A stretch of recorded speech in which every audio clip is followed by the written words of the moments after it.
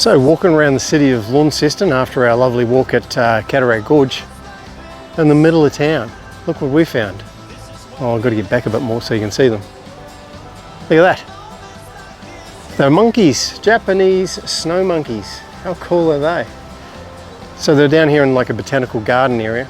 This area's been quite popular for them displaying animals way back from the early 1800s. They've had deer, bear, wallabies, birds and things. Rhesus monkeys they had too, but they died off, and around about the 80s, I think they did an exchange. It doesn't quite say here, but I think they swapped some wallabies for monkeys. Snow monkeys, aren't they cool? Right here in town.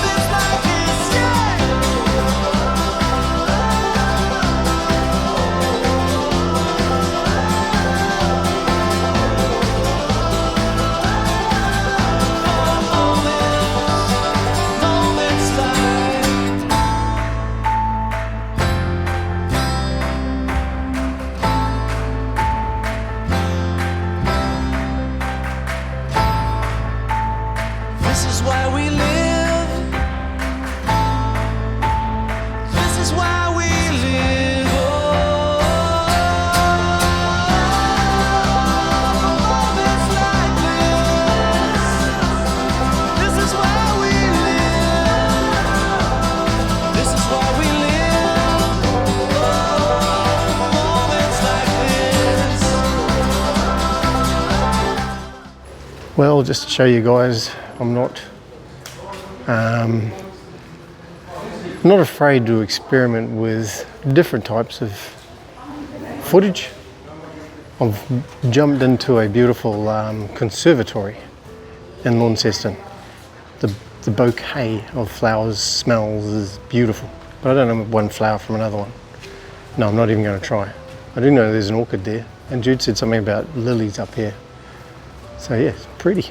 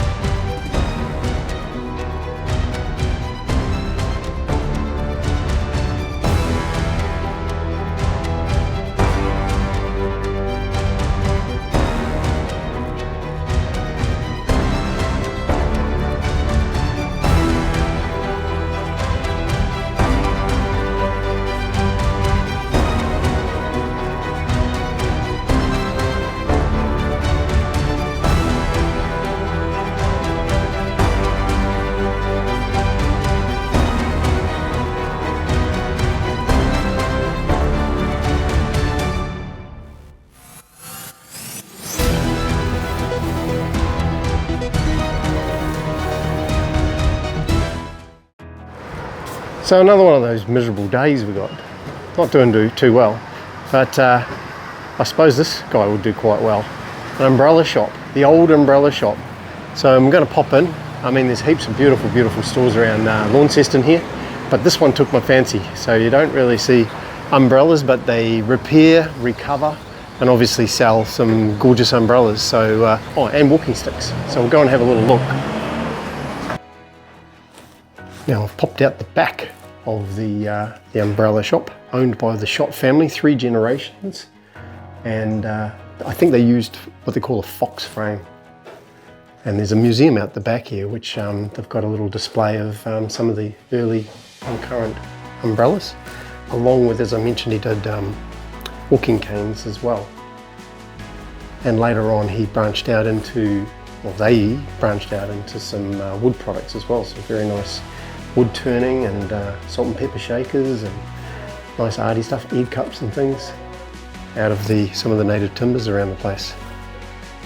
So yeah, very nice little display of umbrellas that we either don't use a lot of. Look at me. No, we do have an umbrella handy. Could come in handy today. Anyway, great little store to call into, not your average store. Well, I suppose a visit to Launceston is not a visit until you've gone to Boags Brewery. So this is where it all is brewed up. I think there's a bit of a competition probably between Boags Brewery and it's a Cascade. So I'm actually going to go for the Cascade tour, I think, looking at the age of things, but we're going to pop in here and see whether we can find a museum and learn a bit more about the Boags Brewery. We'll have a look now, eh?